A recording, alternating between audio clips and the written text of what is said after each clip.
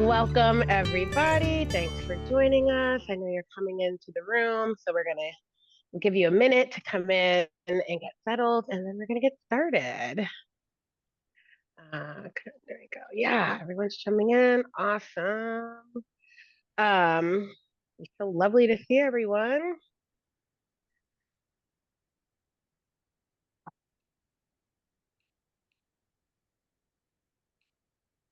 Welcome, welcome, welcome. If you just came in, we're just going to give everyone about a minute to join. I think I have to click on view full attendee list. I don't know if you can see that, Jackie, when you go to participants. Do you see an option to do view full attendees? Nope. No, not on your end? Huh. Interesting. All right.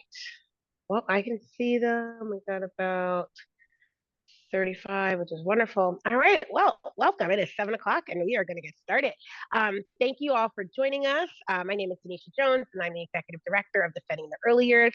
And tonight I'm joined by four amazing teachers, consultants, and co-authors of a great book, which they're all going to hold up right now because I don't have my copy, my hard copy of Thank you. Oh no, I can see it. Reflection, perspective taking, and social justice. It was the subtitle real close so I can say clearly. Awesome. There it is. Stories of empathy and kindness in the early childhood classroom. Yes, published by Red Leaf a few months ago. It just came out, and we're really excited to do a webinar with four authors about this book. And so, how did this come about? Well, I know Makai Kellogg and Jackie Howell and her colleagues from the School for Friends in Washington, D.C. But more importantly, our co-founder and president of the board, Nancy Carlson Page, wrote a lovely foreword for the book and just loved it. Read it, loved it, wrote the foreword. And so we were encouraged to do the webinar. And so we just want to thank Nancy for her contributions and for putting this book up on our radar so that we can get into it with the authors as well. And so just to let you know, we are recording tonight's webinar. We will share the recording with everyone who registered and couldn't attend. We will also so we're recording it. We're also going to take a list of any resources that are shared. Sometimes people share things in the chat. The authors might share something in the chat. We might share something. So we will collect that and we will share it with you as well too. And I think that's it for all of the other announcements. Bear with me for 1 second because I just realized that I don't have your bios pulled up. So let me do that very quickly here. I know you personally, but I want to read a little bit about each of you. There we go. Okay. Let me come here and find this. Sorry. Not there. There it is. Okay, perfect. All right. So I'm just going to read briefly about each person as we go ahead and get started. And you can learn more about them by, of course, getting a copy of the book where they're full. We'll do with the full bios in the back, right? In the back, I think that's what we agreed to. Yeah. Okay. Let me pull those up. Here we go. All right.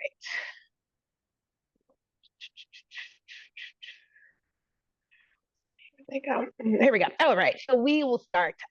Jackie Howell currently works as a consultant, coach, and mentor to a variety of schools in the DC metropolitan area, including School for Friends.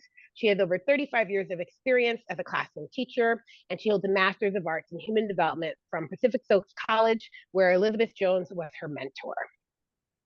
Makai Kellogg is an anti-bias and anti-racist early childhood educator and equity and diversity coordinator at School for Friends in Washington, D.C. She's an advisory board member for the D.C. area Educators for Social Justice and co-leads the Anti-Bias Early Childhood Educator Working Group. Maggie Youssef was a lead teacher of the youngest toddler group at School for Friends. She has a degree in early childhood education and worked in different capacities at School for Friends over a decade. Maggie is an expert in designing warm, caring, and inspiring toddler classrooms that have been a model for other early childhood educators. And last but not least, Sabina Zeffler was born in Calcutta, India, where she spent her early childhood before moving to Bremen, Germany, and later Washington, D.C. She is the education coordinator at School for Friends and spent many years as the lead teacher of a mixed age preschool classroom. So that's just a little bit of information about our four panelists. You can learn more about them as they speak today, and also from getting the book, which we hope that you will all do and read it and learn more about their stories that we're going to talk about as well today. So I want to begin by asking you each to share a little bit about how this book came to be. I think it would be great for our audience to just know more about, how did you guys come together and decide that this was the book you were going to write, and why? So Jackie, why don't you start us off? Yeah, as Denise, thank you, Denisha, but I was an educator in a classroom with preschoolers for over 35 years. And one of my biggest focuses was ways that you create community. And so certainly some of the skills that come into play when you're talking about creating community is the ideas of empathy and kindness, as well as being someone who long time ago started with the idea of anti-bias curriculum from Louise Derman Sparks and had that as parts of my classroom. And so when I became a consultant and worked in other classrooms, what really struck me as being the consultant for School for Friends was there were so many experiences just happening in these classrooms around kindness, around empathy, kind of framed by social justice through this lens that it was like, these are people who are really just living these stories. And so I kind of talked you all, I think, into doing a presentation with me at NAYC, which feels like many moons ago now, and which we've done a few times. And one of the times that we did it, Margie Carter and Ann Pello, which I always call names to know in our profession, Jet came up to us and said, have you ever thought about writing a book? Which we really hadn't. We thought about an article, but not a book. And then Anne kind of gave us some questions and some mentoring to think about it. And after talking a lot together, we said, okay, let's just go ahead and try it. I love that. Awesome. Makai, what do you want to add to the origin story of coming together and doing this group project? Sure. So I want to just highlight and share a bit about Friends Education for folks that are not aware of, what a Quaker school is, to set a framework for what Jackie just set out. We're a school that uses Quaker values to lead decision making and policies and support curriculum. It's a space where educators and families are fully aware of what the beliefs are, so you can determine if this is the school you want to be a part of. Quaker education centers the humanness of students, educators, and families, and the values of our program nurture compassion, cooperation, reflection, critical thinking, and problem solving. And the core values, or SPICES, which is an acronym for simplicity, peace, integrity, community, equality, now shifting to equity, and stewardship, which Jackie shares about in her chapter. And these are taught and modeled. Simplicity could be conversations around using resources carefully or alternatives to material objects. Peace focuses on conflict resolution, mindfulness, and shared responsibility. And with integrity, we think about gratitude, honesty, and fairness. And community involves connection and balancing the needs of the individual with the group. For equity, we're learning about different people and ideas. And then for stewardship, that's the practice of caring for the earth. So I just wanted to lay that out for folks. Thanks. I love that acronym. I just put it in the chat. Hopefully everyone can see it because I think it's so important. I kept, when I was reading the book, going back and like committing those to memory because they're super important. Sabina, anything you want to add about the impetus for doing this project? Yeah, so I think, we've been thought partners. We've created safe spaces. We've had many years, over a decade of ongoing conversations amongst each other. So it was really a wonderful experience to kind of get together and focus really on what we've been doing as a community at School for Friends, but also, just that everyday work between educators. And just to add to Makai's about Friends schools, we practice like inquiry-based contemplation, and from that we develop queries, and so we're examining things more deeply. And so it's about listening and then kind of creating a succession of questions that comes up kind of organically, and then to inspire reflection, dialogue. And then, the Quakers say, let our lives speak. So also take action and advocate for what we believe in and help children to do that too. And so I think our book is like an expression of that ongoing collaboration, and the thought partnership, and that it's just crucial to all of the work we do as educators. And I'm sure everybody that's listening tonight as well, having these conversations, and it just helps us to take new perspectives and then gain kind of a deeper understanding, and that leads to ever evolving inquiries and to wonder. I love that approach with young children, contemplation. I just can imagine how different our lives would be if we all had that experience of very young children, right? Thinking deeply, that query, inquiry. I mean, I'm sure lots of young children are getting it. I don't think I really thought about contemplative learning and processing until I was much older. And so it's just joyful to hear you guys doing that with young children. Maggie, how about you? Please share with us a little bit about your thoughts about doing this book with your colleagues. Yeah, sure. I'm so grateful that I stumbled upon this hidden gem in DuPont. I started off working 2 hours a day as I was going to school, in Sabina's classroom as a teacher's assistant, like very curious and excited. I remember my first day, Sabina had like an ant farm, which I had never seen before. So I was like, I feel like I definitely belong here. I really like the way they approach the children, the amount of respect that they have for them, the conversations, and treating the children like human beings, which, sometimes I don't know how people can forget. But I was definitely ready to work and learn more, and I decided to get my degree in early childhood while I was working, which was such a great experience because you learn about it and then you go try it hands on, and so you can kind of see the textbook come to life or what doesn't work for me. But I've always, went to Jackie and Makai and Sabina for their mentorship, and just like the humility that I had to have in order to like really gain what I have today, I'll like forever be grateful for. So yeah, as Jackie mentioned, after many conferences, and then we were thinking maybe an article because we kind of wanted to like dabble in that field a little bit, just to kind of share our experience and our stories and how meaningful they were and how memorable they were. And so I kind of joke about our book being our COVID baby because it came at the right time where we were home. And so we were able to meet together online and just kind of think about, well, which stories and how did it go? And just kind of reminding each other too, because the youngest group I had, they moved on to Makai and Sabina's classroom as well. So it was a great story to kind of see grow throughout the years. Yes, it really is. And you can tell how closely you guys all worked and thought about everything that you were doing in ways that really supported your growth and the children's growth. So it's great hearing your story, becoming an early childhood educator through this process while doing it, while studying and writing. I love that. And so thank you guys for sharing that. So I just want to go over a little bit of the format.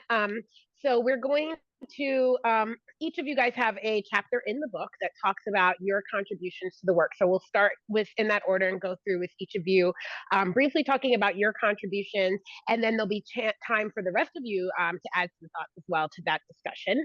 I really love the last chapter. You did this kind of conversation together where you posed questions and talked about different things. And so we're going to have an opportunity to do that at the end with a group conversation, really thinking about those values, right? So you talk a lot about Quaker values, the spices that we listed. And we want to talk about that in today's context. How can we encourage early childhood educators to lean into values during the difficult times, even if they don't work in a Quaker preschool like you do, right? Because I think we all have those values in our different spaces, and so articulating them, leaning into them, and really using them in our work is super important. And then we'll have some time at the end for Q&A. So if you do have questions, there's a Q&A function at the bottom, and we ask that you put the questions in there. It's easier to track them than if you put them in the chat. You are encouraged to use the chat for conversation. You can chat to everyone, to the host and panelists, I believe. And so I'll definitely go through that. But if you could put the questions in the Q&A, that will help out a lot in terms of facilitating that. And then I'll just end with a little closing remarks. And so that's our plan for the day. And so we're going to get started. And I just want to make sure that it was clear. I think you shared this in the Kai that you guys were for School for Friends, which is a Quaker preschool. Can you tell me again the ages of the children at the school, just so everyone's aware of what ages you guys cover? Sure, we're 12 months. So like actually when Maggie Maggie moved back to California, so we were at that time like 18 months to 5 years old, and now we've included 12 months. So we're 12 months to 5 years old. 12 months to 5 years old, private preschool in Washington, D.C. I've been there. It's a lovely space. Awesome. Okay, I just want to make sure everyone's on the same page there. So we're going to begin with Jackie.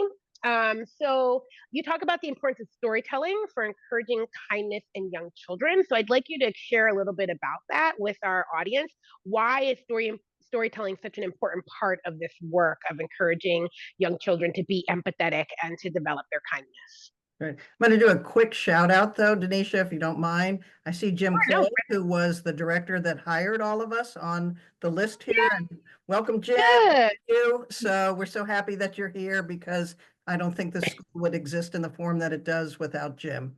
So much love to him as I see him on the list. Awesome. Traditions in my own life as both a presenter and as an educator, I always have a quote and a story. And people who know me know that. So I started with a quote. It says, "When we share our stories, we're reminded of the humanity in each other. And when we take the time to understand each other's stories, we become more forgiving, more empathetic, and more inclusive." And that's from Michelle Obama. And for me, I grew up in a storytelling family. My great-grandmother was Native American. I have her storytelling dolls, so it was part of the culture of what I grew up with. So as a classroom teacher, it was just something I did. In fact, I could say that some of the students now grown would tell you that I told the story of Benza for over 12 years, which was an ongoing story of interactions and conflicts and many different kinds of things that would happen with these little characters that were about this big, lived in a jewelry box, that children helped solve and became part of the stories themselves. And I would tape record it back on the day there were cassettes. And when new children would come in the classroom, they would catch up on the old chapters.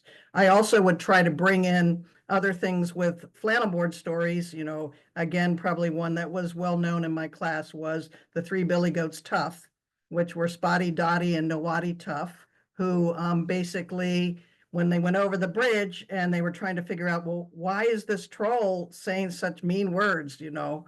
And finally, someone will show up. I'll bring some other character in that will say, well, let's figure out, maybe this troll doesn't know what words to use to make friends. So my kids would always say, Jackie, that's not how the story goes, but that it was really that opportunity to be able to maybe see things from a different perspective through storytelling.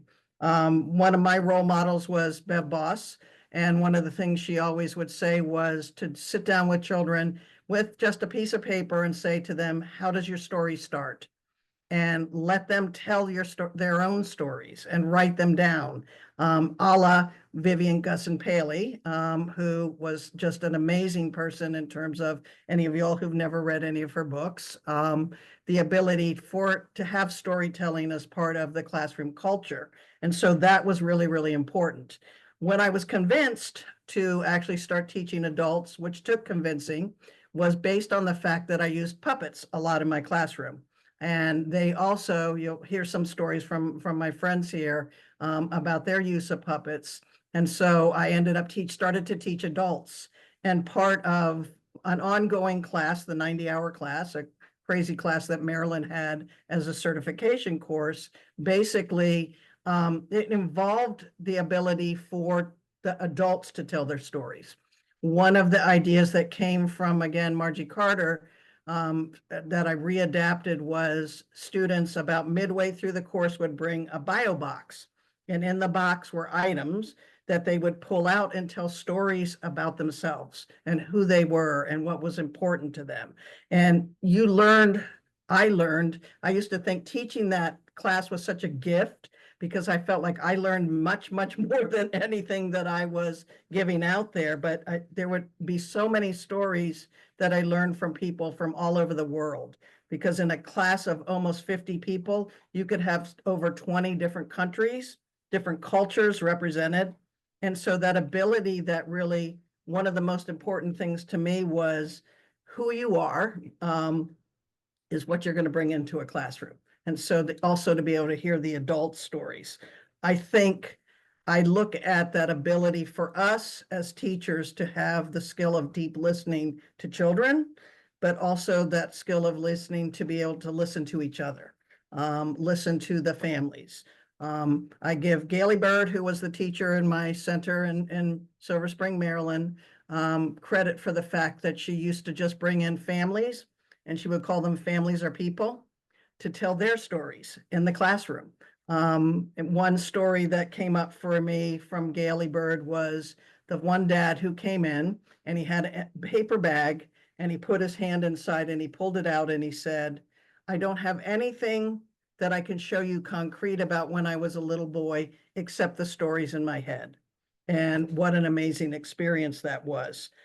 We wanted in this book, which I was so just thrilled with, was for the teachers to tell their stories. My chapter was how important this was and making the definitions of some of the terms we're using, as Makai mentioned about spices. But I felt like what I was really happy happened in our book was you hear these three teachers' voices and the importance of being able to hear the stories of what they've done with children in their classroom, what children told in their own classrooms too. And so it's that idea of how do we encourage storytelling from childhood all the way through adulthood? So I think that's why I found storytelling to be so incredibly important as part of this book and as part of the culture of the work that I do.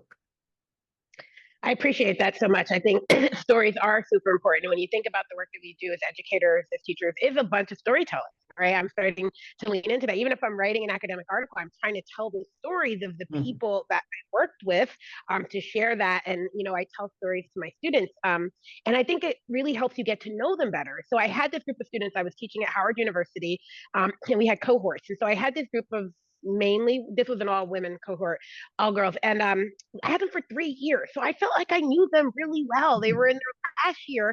A friend of mine came in to do a restorative justice session with them. And she got them all to share a story. And I knew nothing about them from that. Like I learned so much. After 3 years, one story, very quickly, I saw them all in a new light, right? It was like 12 women. It was just amazing, right? There's so much power in learning a new story, even from people you know, but even thinking about a new group of children that you don't know that well and how their stories are really uplifting. And so, yeah, the power of stories is super important. Thank you for sharing that. So I'm going to open it up for Maggie and Makai and Sabina to also jump in and talk about the importance of storytelling from your point of view and in this work that you did. Yeah, as Jackie was talking about her Billy Goat, I actually remember kind of taking that idea and doing a lot of reading, but also acting out the story about the three little pigs and the wolf. But also we had a story about the three little wolves, and there was a big bad pig. And so there were many different conclusions, and the children were really interested in hearing the stories. Like we've read them over and over and over again. But what was really interesting is when we went outside on the playground, they kind of took initiative to guide the story and kind of make their own through actions, because at that age they do have a lot of energy and kind of want to explore their perspective taking through dramatic play, through actions. And the storytelling is memorable and it's personal. And I think once, you know, the children feel like they have a voice to add to the story and that the endings can change, you know, it's such a great thing to see, because what we ended up doing, we ended up having a tea party. Like, so the wolf and the pigs, they all came together and like they asked one another to be friends and how to play, and then they ended up having a tea party, and it was all kind of, it was encouraged by me and Lawan at the time, who I listened to her storytellings like this.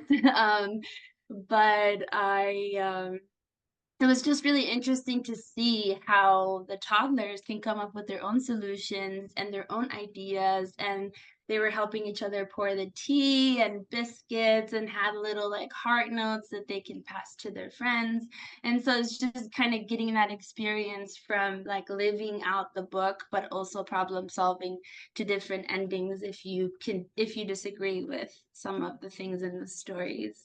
It was also a great tool. Like I'm like I say stories to my co-authors, and then they kind of ask me open-ended questions or something I may have not thought about, and so then it kind of allows that to extend into something bigger, and kind of notice what works, what didn't work, what could I do differently. There's so many things around storytelling, so thank you, Jackie, for pushing us to do it. Yeah, and storytelling is also, you know, how connections are made through shared experiences. And that could be like Jackie was sharing about the dolls, like, you know, that could be orally, that could be written, that could be drawn, or another form of communication. Children need to see themselves in stories, as well as people who are not like them. I'm sorry, my child is like shouting in the background. Storytelling is vulnerable. It can inspire and build understanding. And it's also an act of resistance to dominant narratives. And the more we share and learn from others, the more we question what is really true.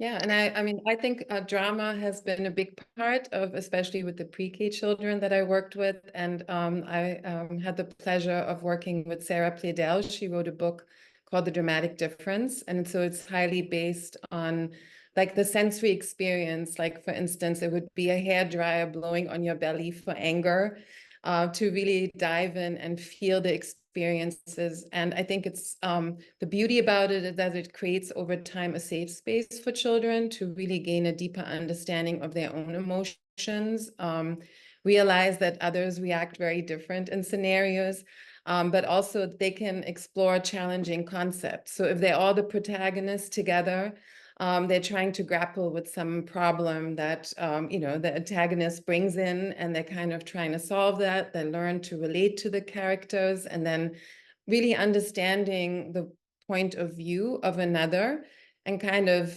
empathetically kind of expanding their beliefs. And so when there's a problem, everybody pulls together and comes up with more than one solution, because, you know, that's what's needed at the time. And so I think that that part of joy of practicing all those skills within the drama and the story and the narratives that unfold is just such a beautiful experience that also just connects us deeply on a level as a classroom community and whoever joins in there. And I think children develop a really strong sense of who they are and a more equitable kind of self and group identity over time.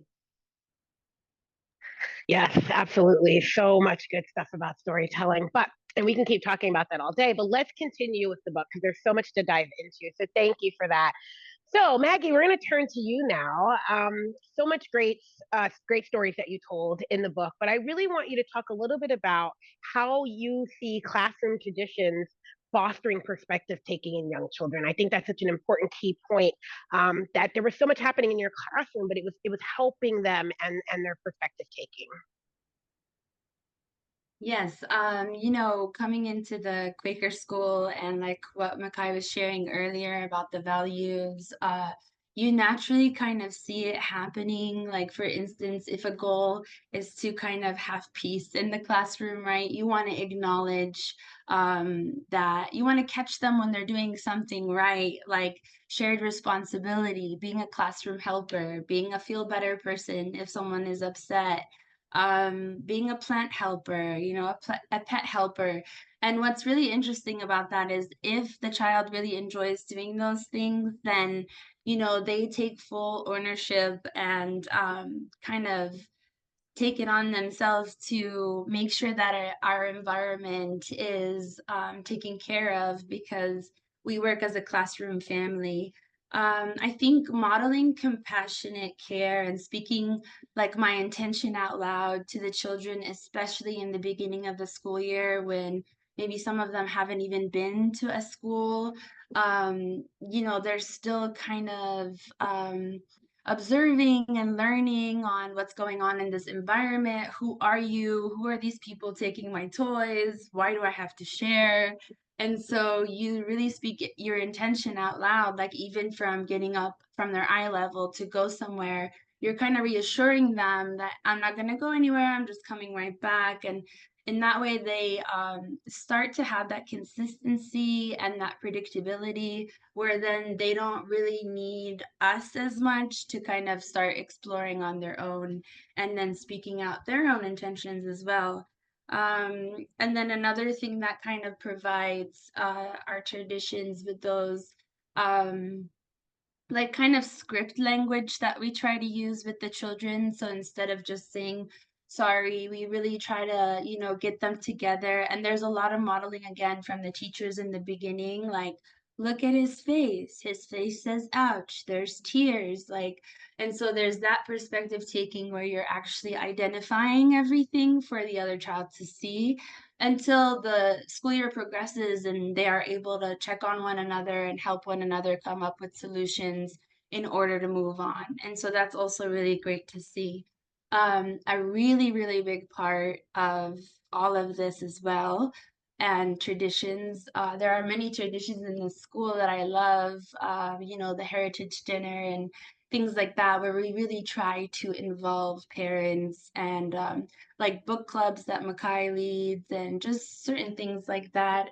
But family involvement was such a huge help, and we may be a little bit afraid to ask for help, but I believe that the parents are willing if they have the time and the resources. And so we had something like family of the week, where the family would come for a week and share as much or as little as they wanted on, you know, what they like to eat, where their background is from, like where is their heritage from, where did they live before here if they moved from somewhere else, what kind of food do they eat, what kind of books do they like. And so we really get to know one another, just as the families are getting to know us as teachers. We are also getting to know the families so that we can incorporate like that personalized feeling of, this is your classroom, this is our classroom family, this is our community, and we all get to know one another on a deeper level. And then just like extending the curriculum is also another tradition that I really loved about this school, was that it's not just 1 week of transportation and then you move on. It's okay, how can we use, if they're so interested in this transportation, how can we use that to identify different developmental skills that we can also work on? And so it's extending, and like you'll see in the book, if you read it, you know, it starts with one thing and then it kind of leads to another, where it can go for like a couple of months. But as long as the children are interested and there is a productive dialogue, and you know, they come up with their own ideas, which is what we want, then they feel like they're a part of the solution. They feel like they're seen, they feel like they're respected.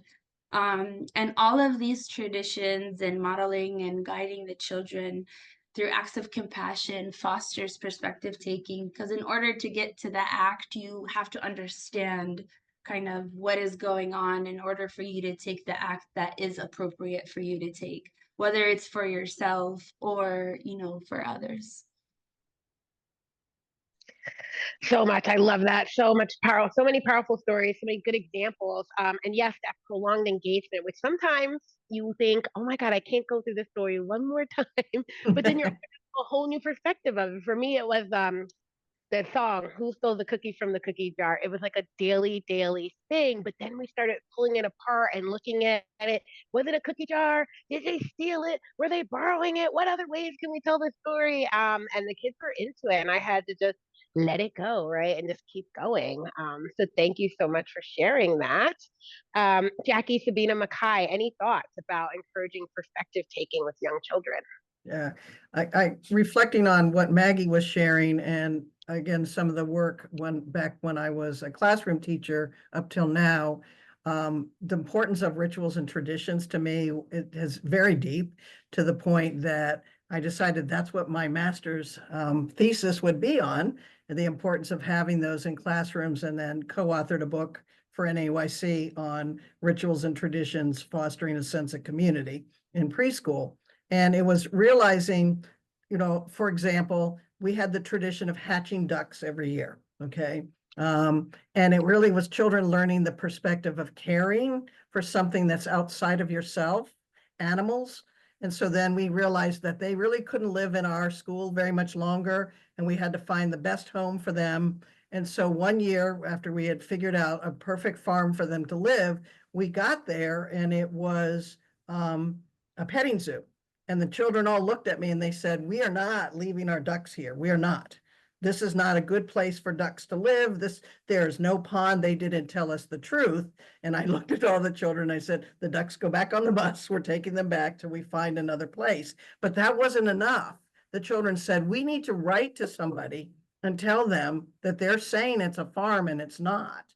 And the children took on this task of, basically, honestly, what happened was it shut that place down, I think, in part from their work. But it was that sense of, if you really are going to care for something, take outside of yourself, and they were taking the perspective, granted, of ducks, then you follow through and you really do it. And that it is part of what is a value in our community. And so the importance of creating those rituals and traditions leads to some of the things that really develop perspective taking. Absolutely, so important. I think for me, I mean, the importance, Maggie was highlighting just that partnership with families, having families come into the school. And I really value that we have this open door policy, that families are always welcome, but also each year is just, I've been 20 years now at School for Friends, thinking about kind of groups of families that have been in the school and how that dialogue really impacted, created new traditions, new routines. And how we were kind of impacted and could be humbled by what we learned from the families, but also vice versa, that we sometimes hear, we have sometimes students that come back for their community hours in high school, and they're still doing some of those traditions that they started at School for Friends when they were maybe 2 years old. And so just, that as a living body of, thinking about kindness, empathy, about feeling safe, about joining with others and something that's familiar and joyful. I think that's just wonderful. And so I find that very enriching, and just having that partnership is just key to all of the things we do as educators, especially with young children. Thanks. And sorry, as children Yes, engage. the partnerships with families are super important. I think a lot Oh shit. of work we do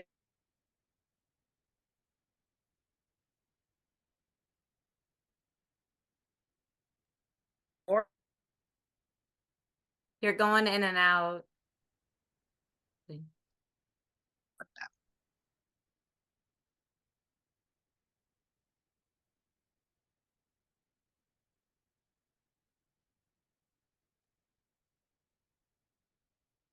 Hopefully, Makai, you could just add in and let's. Okay, I'm texting her now. Let's see. Okay, she's gonna pop back in. But I was just gonna say that as children engage with others, that they're constantly in positions to listen and process and connect, as well as develop their own understanding. And, it takes lots of practice, lots of practice. And so in the classroom, as Jackie mentioned a little earlier, puppets are really helpful tools to encourage considering the many sides of a situation and the ways one can feel. My co-teacher and I act out different scenarios that the children problem solve while also observing and naming the feelings involved. And I'll get the link to a post I did for DEY on using puppets to address what does it mean to discover something in honor of Indigenous Peoples Day. So I'll make sure that link is in the resources. You're back, Denisha. Sorry, I don't know what's happening, but yes, thank you. I was like, they'll keep going because they're very good at this. Sorry. Am I still here? No, maybe? Yeah, Okay. I added my last comment to Maggie. Okay. Perfect. Awesome. Thank you for sharing that. Wait, we're going to turn right to you, Makai. So your chapter, of course, is and I say of course because we've been doing this work for so long. Black Lives Matter at School and empathy, which it is one of the guiding principles for you guys who are not familiar with Black Lives Matter at School. It's an approach to really making Black Lives Matter in public schools and in school classrooms across the country and the world, based on 13 guiding principles that were established. Before by the Global Black Lives Matter Network, in which a bunch of educators then put together and build a curriculum around. And Makai, like myself and others, have been doing this work for quite a while now and have been talking about it. And so empathy is one of those great principles that are in there. And it's usually one that everyone leans into really easily because who doesn't want empathy with young children? But I think you do such a great job of like tying it into some of the other principles that people talk more about. The importance of teaching empathy through alignment with. Sorry, I just want to make sure I'm not cut out. Okay, good. Okay, are we good? I just now. Okay, great. So while empathy is typically expressed as social emotional development, it's also an important aspect of anti-racism. Perspective taking goes hand in hand with that. And by stating empathy as a Black Lives Matter guiding principle, it's naming the connection to that work, which is really helpful for families, administrators, and educators, and like any other adults, like to be forced to see that without empathy, it's very difficult to move forward in racial justice. And just to be clear, empathy is not a cure for racism because it manifests in different ways and not towards everyone. There's historical, generational, and current pain and trauma of marginalized communities that may not ever be something someone not in that community experiences. And so someone can say, oh, yeah, that's sad. But at the same time, feel like, well, that happened a long time ago, or they should have just listened to the police, right? And so we have to examine our own role based on privilege and deep reflection and a call to action that you're actually willing to act on. And so it's important for the school community to make the connection. So I send out a letter to families before the week of action. I have a family info session to make sure all questions are answered. There's a PD for teachers. Denisha, you did one like many years ago. There's collaborative planning, and then we do documentation. And empathy is an entry point to teaching, all the guiding principles. And cultivating empathy in the classroom with young children is the start and the foundation. So kindness and empathy are a part of social and emotional development and fostered in early childhood settings across the board, right? But what you might hear are things like be nice, be kind, and a lot of telling kids what not to do, like don't hit, don't say mean things. And so we know as educators that children better understand what is being asked of them when it's stated as what you can do. And so in providing directions or creating rules as a class, we work on like naming the behaviors and stating what we want. And so that's really what I love the most about the guiding principles, is because they are all affirmative and specific explanations. And so as we are working to make sure all children feel that they and their family are visible and welcome in the classroom and school, intentional practices need to be in place. A sense of belonging has a positive impact on educational outcomes across all age groups. And so this is why anti-bias work is critical to happen alongside social and emotional learning, because our own identities affect how we engage with others, and everything we do is connected to who we are. And so we are working to support the ability to acknowledge and accept individual differences and experiences. And believing how other people experience the world matters, because without that, it's easier to accept racist messages or hurtful stereotypes. And the more practice children have with perspective taking and engaging in empathetic interactions, the stronger their muscles will be when approached with unfairness. So aligning empathy with Black Lives Matter at school, just all it does is add another layer and perspective to the ways empathy benefits everyone. Thank you so much. I hope you guys can hear me okay. Let me know if you can't for some reason. I apologize for the technical difficulties. But thank you so much for sharing that, Makai. And I'd love to hear from Maggie and Sabina and Jackie, your experiences around the Black Lives Matter at school work being done at School for Friends with the different age children as well, too. Yeah, so for me, I was a little bit just kind of intimidated because of lack of knowledge, maybe having to address my own biases and just kind of self-reflection before I could even, help others to see it. So it was definitely a lot of work on my own and like working with Makai on my own anti-bias goals, and just kind of making sure that they are achievable both for me and for the classroom. And so, at first, after the trainings, I felt very comfortable because of the ideas that we would incorporate during Week of Action. And it's pretty much like what we do every day in the school year, which is practicing kindness, empathy, perspective taking, reflectiveness. But however, I think that it's important to kind of use the guiding principles to understand a little bit more about the Week of Action. And it may look like, diversity, loving engagement, intergenerational kind of examples that are naturally discussed in the classroom. And then also we kind of practice this with things that the children can understand. My younger group, they're toddlers, and they would tell you they are not babies, just to make sure. Because, in infancy, intuitively, the babies do protest to get their needs and their wants by crying and screaming and letting you know, hey, something is wrong here. So it's not the fact that children can't speak up for themselves, it's just learning how to kind of advocate for themselves and also for others when they see some unfairness. And this was kind of just through books, dramatic play, taking care of others, practicing those phrases, like I mentioned before, like, I don't like that, I need space, don't touch my hair was a big one. And this wouldn't work, again, like I said, without us adults doing the work first, in order to kind of see what barriers am I creating for these children, to limit them from making their own choices within Black Lives Matter or such social justice in general.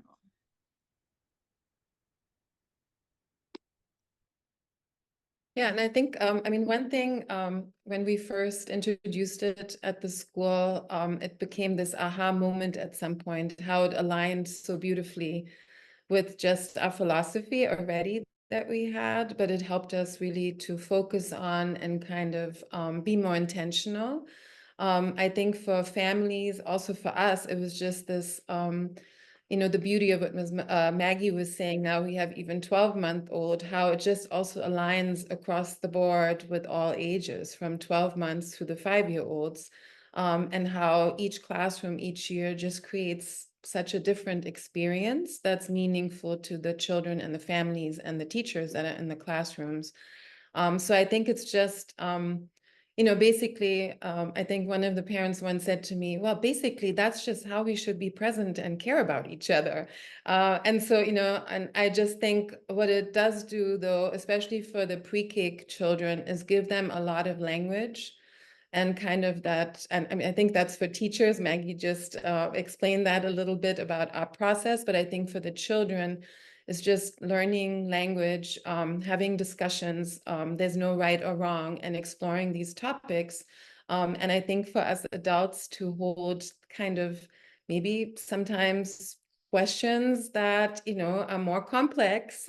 They could be challenging to us at first, and learning kind of how to model that and work through that, even holding discomfort or some tensions that come up. And so I think it really, with that model and the visuals, with the very clear language and the books that come along with it, and the puppets that Makai has really worked a lot on creating scenarios, it's been a really wonderful experience each year. Yeah, and I love you saying that, because I think one of the important things I've learned from studying this for years now in early childhood classrooms through high school classrooms is that teachers of young children are very scared, right? They don't know how children are going to respond, but they literally look at you like, well, yeah, duh, of course Black Lives Matter, right? It's the high school teachers who have to be prepared for children to mimic some of that uncomfortableness that they've heard and bring that into the class and want to push back, right? And so they have to find ways to actually use the principle of loving engagement to help them deal with it, right? But no young child ever has said these things, right? And all the teachers that I've worked with who've been doing this, and I've gone to early childhood events, right? They're all kind of like, yeah, of course, right? And so it seems such a easy thing for them. And then and then the parents are like, well, yeah, it's just making my child a great person, which is what we want, right? As Lelena Garcia, one of the kindergarten teachers in New York City, who really helped us with the principles and language, put them in language for young children, said all of these principles are what we want in our early childhood classrooms. We want young children, right, to inspire, to understand and be. So it was just a natural part of what she was already doing. It was just getting the language and getting people past that discomfort with those 3 words, Black Lives Matter. Jackie, did you want to add anything as a Yeah, just consultant? What was it like for briefly. you in this space Yeah, with I think the for Black Lives Matter? me, yeah, Denisha, I think for me it was really growth for me as a white educator, white woman, in terms of experiencing it directly with these women and in that center, and with the children, and seeing where it was hard and where it was amazing. And just for me, it was like, oh, reminds me of my 90-hour course. I'm getting to really be part of this learning experience. But even more importantly, Denisha, I think, was this sense of, I work at a lot of schools in the district in Maryland and Virginia, and this is one of the schools that has the courage and the ability to discuss it and be so open about the work here, and tie it into social emotional learning in such important ways,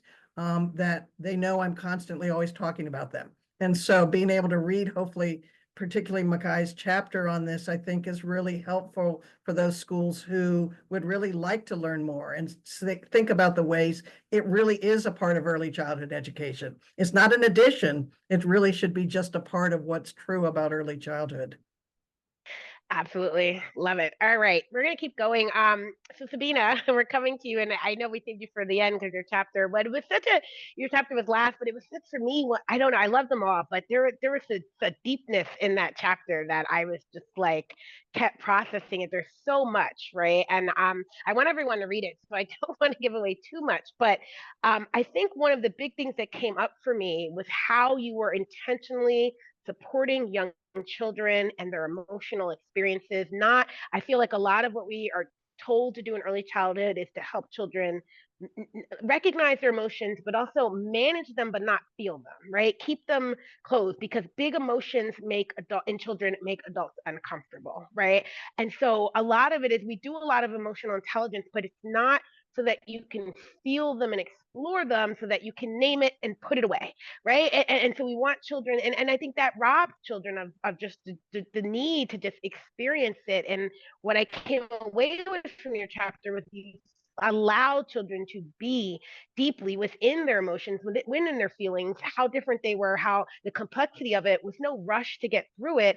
And that was super important. So can you talk about how can we support educators in that idea of like helping children not just name their emotion and move on, but really, really pay attention to what they're feeling, and why is that important for our work with young children? Yeah, so I mean, as you were describing, we have enough material to go around as children come with their whole selves, and some of them, as in Maggie's classroom, are new to a kind of setting like that and the separation. So I think it's, first of all, as you said, it's no quick approach, but it's an ongoing practice. And I think around emotions. And I feel like each year, the interactions, building of the trusting relationships and the community with the children and then families, but also with the colleagues, as you can see, we're here as trusted colleagues for many years. It just brings up so many emotions. And I think being aware of your own emotions that you're feeling around it, and also really taking the time to acknowledge the children's, the families, your colleagues' emotions. So I think my chapter is written about transitions. And so I think those especially, as we're just starting a new school year, I'm still thinking about the children and the families that left the school. How are we dealing with those things? And everybody has different experiences we bring. How we're embracing the new families and letting go of the old. And then I think emotions, I mean, I think, how do we perceive them? Are they rich? Do we feel them intense? And then really understanding that vulnerability is a big part of how we show up, and everybody that's in this community is going and feeling those things, especially during times of change. So as I said in my chapter in the book, I'm talking about the time of transition, and just it's a pre-K classroom, and many of them are going to kindergarten, so they're leaving school for friends. It's saying goodbye.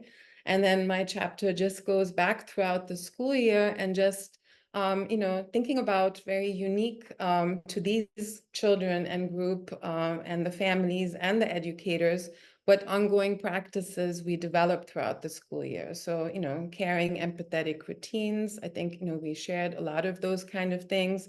And then just a wide kind of variety of approaches and how we just can support children. And then ultimately we are supported in it. So I think it's, how can we individually and collectively work through those emotions? So I think each year is very different. So in the book, I'm writing about a specific year. And that's the exciting part about it, to be curious, to wonder, to stay open.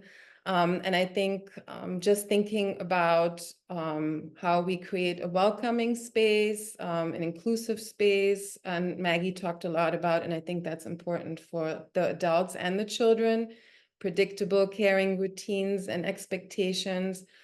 So I think that's all really important for all of us to show up every day and feel like we can be present and we can express our feelings. So I think some important ingredients, I was thinking about that, just especially for adults, is like transparency, open communication and dialogue, and that reflection is an active practice that everybody engages in. And so I think also what I find is very important when it comes to emotion, that we're all co-constructors on this journey through the school year. So we have a feeling that our emotions matter and that they're part of what we create this classroom to be, and what are our guidelines, what are the expectations, how do we show up, how do we help each other. And so I have some examples, as you were talking about. I thought about many, many different examples that I love to experiment and try. And I love to center that around children's voices, around children's ideas. around children's emotions and how they show up in such unique and multitude of ways each year. And so, you know, that toolbox, I think some of the things, and these are the things that we offer children, but I think while we're engaging with the children, they have to be meaningful to adults as well.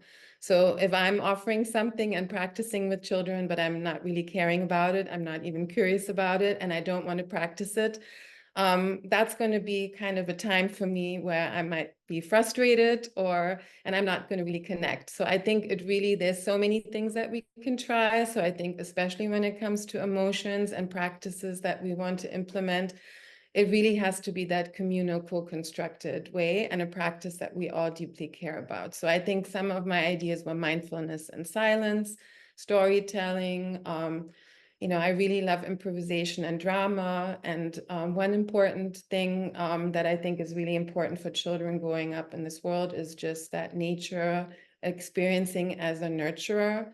And then I think also I had like letter writing, contemplating the big ideas. So even what is philosophy? Young children are amazing philosophers, and really pondering on those things and emotions included. So I think, you know, as we're a Quaker school and I talked about inquiry-based and generating questions, just having reflective questions that I recall have come up with teams I've worked with and teachers that I work with is just what experiences and messages about emotions have I received as a child, you know? And that's, as Makai was saying, we walk into the world with the experiences that shape us and how we reflective on those. And so am I aware of how my emotions impact me and my actions? Like, and then I think, you know, how do I respond to my feelings? So, you know, if I'm not feeling well, if I feel uncomfortable, am I aware? Am I taking the time to think about it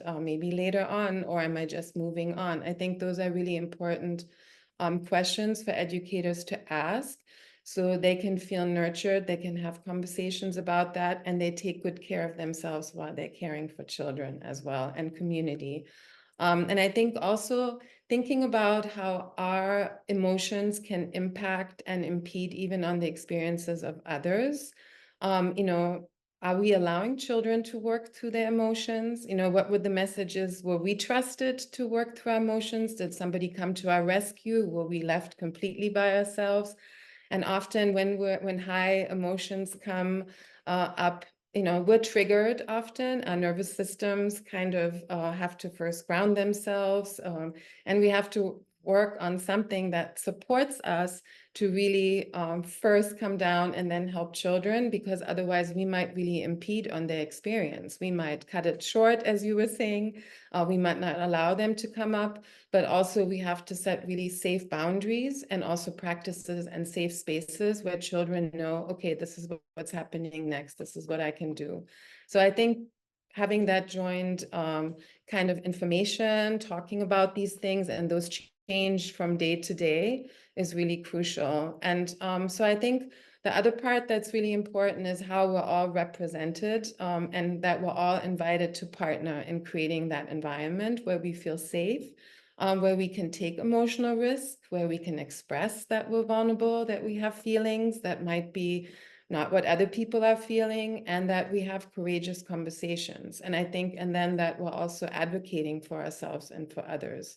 And so that takes time. And I obviously find myself like as a space holder, as a safe space holder for children, where it's like a container where you're allowing that to happen and it grows in time and children take the lead, especially in the pre-K classroom, you know, talking and asking questions, clarifying things and gaining a deeper understanding of these things. And I know Ann Palo talked a little bit about when she read some of my writing about the inner landscape of the children.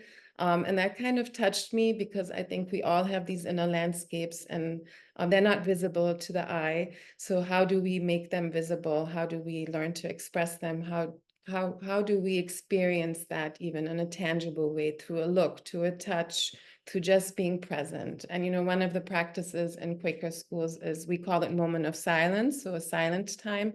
And just that's a time where I've experienced such beauty and connection between children and us adults. just to have that time and then be reflective on what we're feeling and, what those inner landscapes provide for us, and that we can walk through them and find still places and other things in there. So one very simple example that I always used to do was just start out the school year, because I said, how explicit are we about what we believe? So just putting up a sign is like, all feelings are welcome. And I would always ask the children, the previous children, to have emotion pictures and write about their emotions. And, with their permission, and they really wanted the new children to see it and how they dealt with their emotions and what they did. And so just adding to that. So not as just a display somewhere, but as a growing body of work where families are invited, educators are invited. We can all put our feelings up there because we all have them. And then over time, that becomes more complex. And we can also use that to problem solve and create I think equitable and kind of, classroom kind of groupings that really embrace each other and our feelings included too. So, the question is always, how do we show up for children each day? How do we show up for ourselves? That's sometimes hard. How do we show up for our colleagues and their emotions and needs? And then, it's really about nurturing ourselves and others and, experiencing joy as well. And, having, Maggie was talking about the feel better person. Like when I can't think anymore, I can go, I know there's a feel better person, and that's where I'm going to go. So I think adults need that too. So somebody to check in with and really consistently having these conversations. So I think if we create those kind of classrooms and community, when we stay in touch with our emotions, not all the time, but as much as needed and is, helpful for our community and for our classrooms, I think then we can also be more kind. We come from a more empathetic, we're touched, we're kind of moved to be empathetic. It's not prescribed or be nice, as Makai was saying earlier. And I think from that pace, I think in the Quaker education, truth seeking is like a process of continuing revelation from multiple perspectives. So honoring the notion that everyone has a piece of the truth and everyone's feelings create our community. And so I think exploring these questions just sharpens our intentions to welcome all feelings and then attune ourselves to the feelings, to ours first, then find ways to accept, to process, nurture ourselves and each other. And then, we can attune to children's feelings and support their emotional health and development. And so just being present, building awareness is, as I said, a never-ending practice. It takes a lot of resetting, reframing, finding new ways to do it. And I just want to end with a quote from my chapter. It's by Luis Gozolino, and he was, I think it's very poignant. It says, we're not the survival of the fittest, we are the survival of the nurtured. Yeah, I love that. And I think what you were saying about the inner landscapes really came through for me. There were so many things you touched upon, but for me, it was this clear progression of a year of children feeling felt, feeling ability, that vulnerability to express how they're feeling. Someone knew right away how to try and make them feel better. And I want something blue. And so he got that, and they spent their time trying to like really support each other in a way that's not like what we think, where we're telling kids, like you said, to be good, be nice, but they just want it to be. They wanted to support each other because they had a year together, at least in 1 year, maybe more, right, where they got to be in that space and to have those experiences. And so, yeah, I hope everyone read that chapter and all the chapters and really dive into them. We're going to keep going, but I just want to make a note because it is 8:06 and we go till 8:30 Eastern time. I apologize that the chat is not available for use. I did try and change the setting, but it didn't update.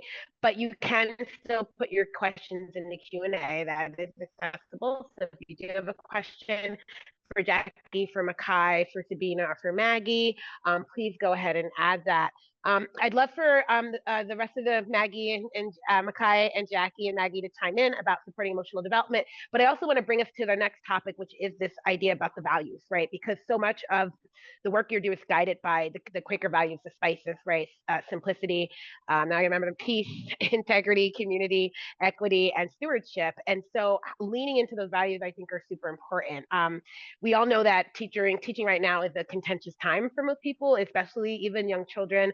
There's a child care crisis in this country. We're in the middle of an intense political time, election time worldwide. There are wars and things happening across the planet. You know, young children are being impacted by that.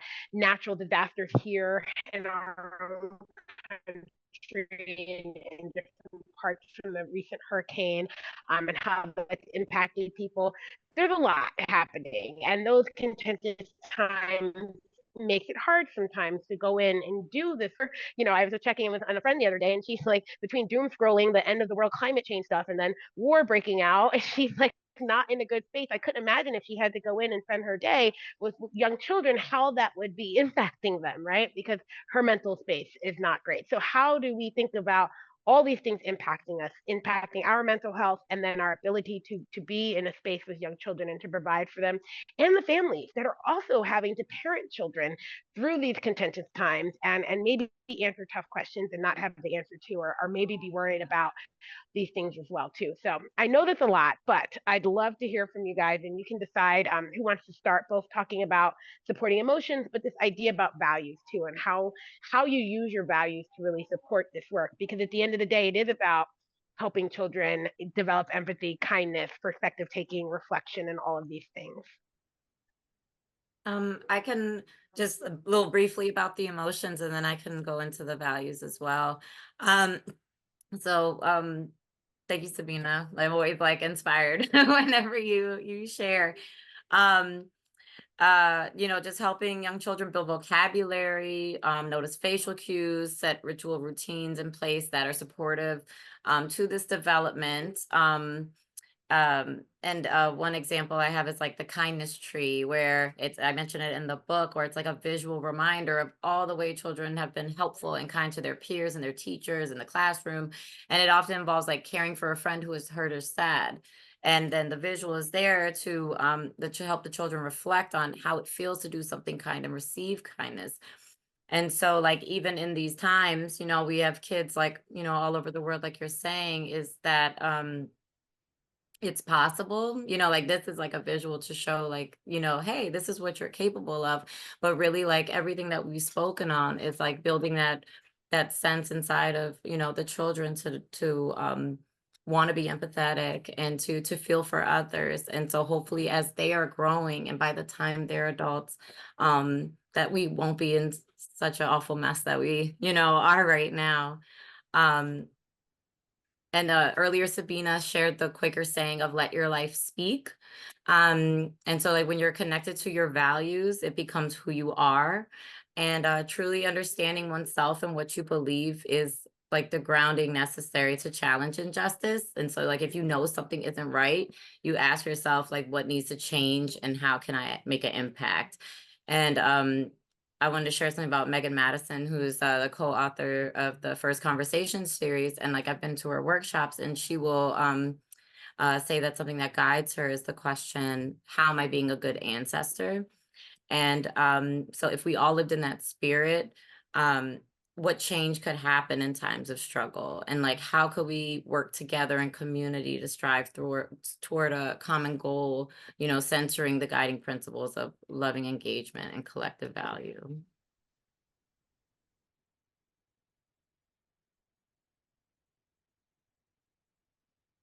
Thanks, Kai. Who else would like to jump in next?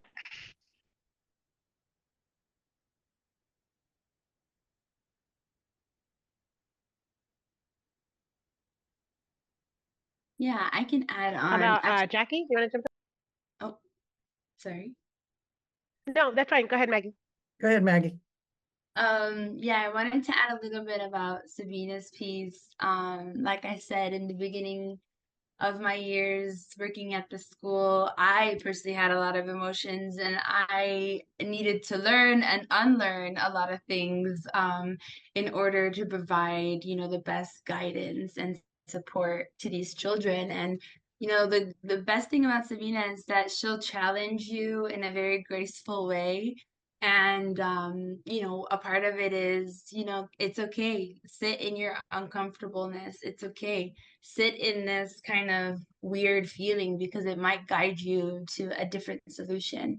And it took time for me to really understand what she meant by that, but I definitely understand that and kind of practice it with the children because like the "If You're Happy and You Know It" song, like nobody's ever happy all that time, and so you have to incorporate, language for the toddlers to understand and action. Like, okay, so what do you do if you're mad, and you know it? Like, what can you do? And what can you do if you're frustrated or sleepy or tired? And so it kind of engages in that conversation of different tools that the children can tap into. Um, and it's kind of just part of like a daily song. So it's not necessarily addressing an emotion right away, but it's kind of providing those tools. So it's like, oh yeah, I'm mad. I can stop my feet, or I can go get a hug, or, whatever it may be for each child. And I also let the parents know because it's a young group, I say the child is going to cry a lot in the beginning, and you're probably going to cry a lot in the beginning. And, there will be like someone, either your child is going to be bitten or they're going to be the biter. And so it's like setting those expectations that mistakes will happen and it's okay and it's understandable and that we learn from them. And just one more thing to add on the emotions, I think it's really critical to add like real faces of humans when we're trying to add those visuals, just so that the children feel connected and that there is that personal connection. Like Makai one time did, her parents during back to school night took different emotions and Makai put them in the classroom, and the children were so amazed and felt included in the classroom that a part of their home was there. And then when it comes to these times, very scary for all of us. So I believe that we are all responsible, especially as early childhood educators, for compassionate action through our voices, kind of the example or the tone we set for them, in our community and with the children, and how to work with one another to lift each other up, because we're not going to be successful if one of our brothers or sisters or anyone in our community is struggling. And so I personally believe that, and I believe that my co-authors believe that as well. And so if we kind of value that and not accept the generational um like from our past generation where it was like, no, we don't talk about this, everything is okay, you're fine, you're not sad, just shake it off. We actually want to break that and like actually break down emotions and discover and come up with problem solving skills. So If I was going to add a couple thoughts real quickly, one, saying Margie Carter once said in a workshop was, do unto teachers as you would like to see them do unto children. And so a lot of my work right now, since I'm not a classroom teacher any longer, is what are the things that we do with adults to be able to work with their own feelings. And I think Sabina spoke to that extremely well. But that you can't really how to help children with their feelings if you haven't really thought about your own and ways you handle it.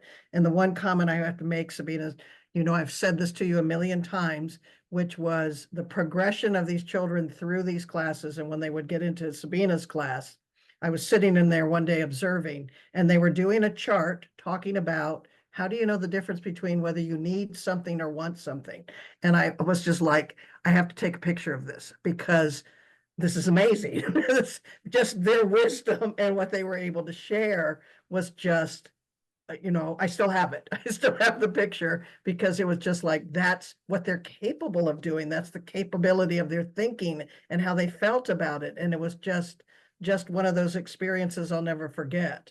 And I think that plays into our values. I think one of the things you'll find in the last chapter of our book is we have a lot of conversations, and we believe in lots of conversations with children, and we believe in lots of conversations with families, because that's where you really learn about each other's values, and it becomes a foundation to really what you want to see in quality early childhood education programs is this is the kinds of things that really can get us through hard times. I was a teacher during 9/11. And then the very next year, mixed age preschool, 2.5 through 5, 20 kids that I kept for 3 years. Then the next year was the sniper that started in our community, the Washington, D.C. sniper. And I remember how you thought, how will I make this through this with these families? And one of the, I think the biggest things that helped us in our classrooms during that time, the unexpected, which I think we're going through in many, many ways now, again, and probably will again, is what have we done to build that community? What have we done to be able to hear each other? What have we done already? I used to sing the song, Say a Little Prayer for You. And I found right after 9/11 that I would have half the families in my classroom at my gathering time, holding their children, singing that song. What are those things that we're doing? And we're hoping our last chapter really gets everyone thinking about these things with some guiding questions in it. Absolutely, and it does. It does. It has so many. It's a great conversation piece where you take turns going through these topics and then sharing a little bit, and then having these questions for reflection. It's such a great book that I think people can really dive into it and use it in a way that um, helps them continue this work every day, right? The challenges that we face, but in a way that honors their work as in early childhood education, but also the children and them being in that space with you, and the parents who are also in this relationship with all of you guys, right? So I think that is great. I'm going to keep checking Q&A again. If you have any questions for Jackie, Makai, Sabina, or Maggie, please go ahead and enter them in the Q&A. We have about 10 more minutes for discussion, and so we will definitely do that. I just wanted to check in. I know I kind of merged the last two topics. So was there anything particular about the values that anyone didn't get to share that they wanted to share now? And then if not, I was going to, well, let's start there and see if anybody wanted to chime in, because I think, I read it, so I am so familiar with these values and I can see how important they are. But I also know a lot of folks don't, maybe they have their values, they're just not clearly articulated. Having this is what we value, this is who we are, and this is what we want for our children, I think is super important. But does everyone do that in their program? And if not, then thinking about your own personal values and how you might bring those into the classroom as well. Well, I mean, I think one thing is quite clear, that we can't do this work alone. And so, collaborating and just, I'm always humbled and have such deep regard for my co-authors, but for all educators that I work with, when we really can have those conversations where we really show up. And I think especially leaning into values during hard times sometimes can make people like insist on certain values. While I find the Quaker kind of inquiry-based, everybody has a piece of the truth, and there's a consistent revelation of what that means in the situation, I think is really important, because, when we're triggered, when we're concerned, when we're worried, how do we lean in and kind of embrace the differences and also learn to really express and also agree on things that we want to put forward? How do we advocate for things? How do we support the children?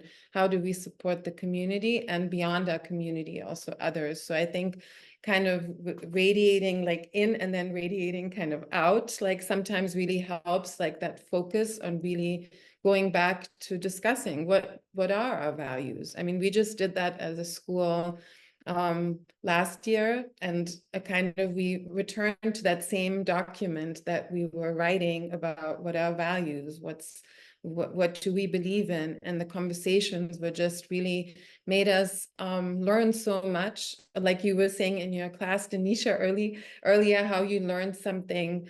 And I've known some of my colleagues for the 20 years I've been at School for Friends, but I learned a lot of new things. And because we've evolved and we have had new experiences and we have different families and they're different scenarios. So I think that's really important. And I think when we're equipped with these kind of conversations, we were talking a lot about emotions, being allowed to be vulnerable, embracing discomfort, but also joy. I think then we're grounded kind of, and we have this reflective partnership.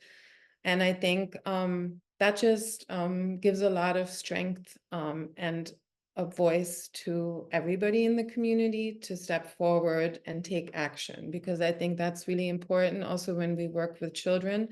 What real actions can they take that are in our vicinity, that we can do in our community? Because I think that gives children a sense of like agency, and also it makes them feel empowered to do something and connect to their community, because they cannot maybe connect to things that they hear that are far away, but it just gives them that practice and that sense, I can do something here. I can help my friend. I can help the children in the other classroom.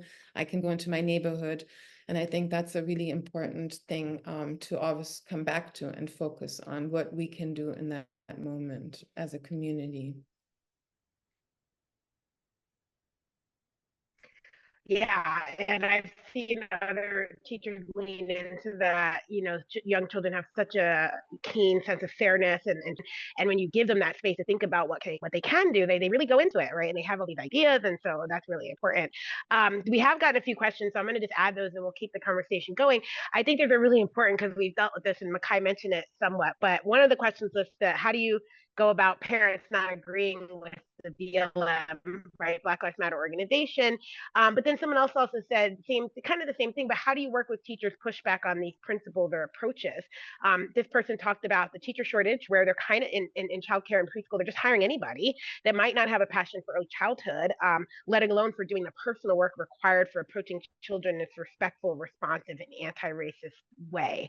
So I think those are aligned, right? Either they're flat out against Black Lives Matter at school, and I know Makai will talk about what she did to bring it to her school a little bit, but also they just don't see children as humans worthy of this kind of approach. And there are a lot of people who work with young children who don't, right, think it's important to foster empathy and kindness, but telling children to be nice, but not giving them the space to learn, to work together, to to reflect and take the different perspectives and to build empathy and kindness as not a thing you do for a reward, but a part of who you are in your experiences, right? And so, yeah, any thoughts about those two things? And Makai, I'll let you start.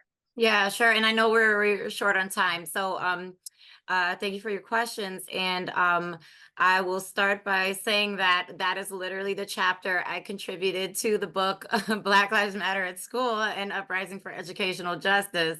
I don't know if you have it on you. Okay. The whole book is wonderful, but there's a few sections on early childhood, and that's mine.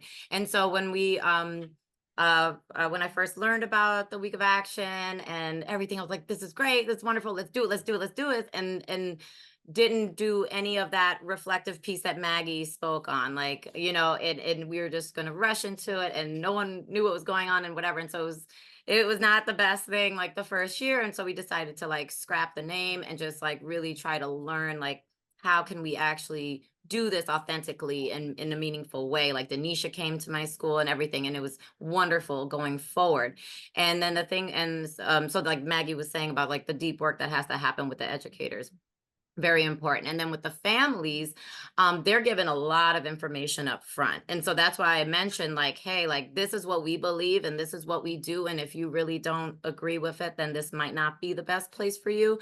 And we have yet to have anyone saying like, oh, empathy is the worst. Like restorative justice is awful. Like, no one has really like fussed about like the guiding principles at all. And like I said, there's so much communication about it and so much education about it that if there was any questions, like they would be answered. And then there'd be some collaboration and conversations, but really like I have yet to have any complaints about like the work we've been doing with the children when it comes to Black Lives Matter at school, and it aligns with our Quaker values, it aligns with our anti-bias mission. So that's that. But I do have a blog with a contact option. So if like you want to actually, you know, dig in a little bit deeper, we'll add that to the resources for more specific conversations, because I know we're short on time. Yeah, we are. And I just want to add that, I remember coming in and talking to the school, and it wasn't anyone who's just like, I'm against this, right? I mean, Black Lives Matter was still new then, Black Lives Matter at school, but it was kind of like, no one understood it. I mean, there were, adults, Black adults who, this is new. It wasn't like you grew up in the civil rights movement hearing Black Lives Matter and these 13 guiding principles. This is a contemporary movement, right?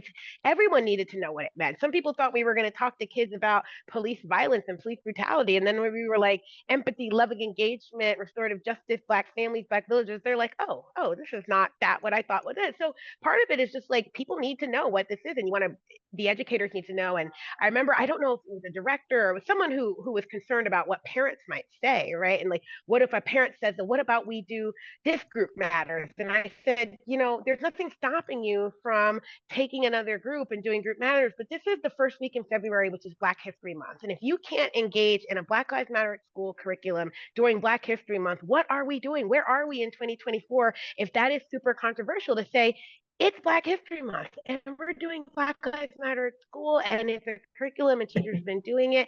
And yeah, some people just want to be heard and they might say, I don't think this is appropriate.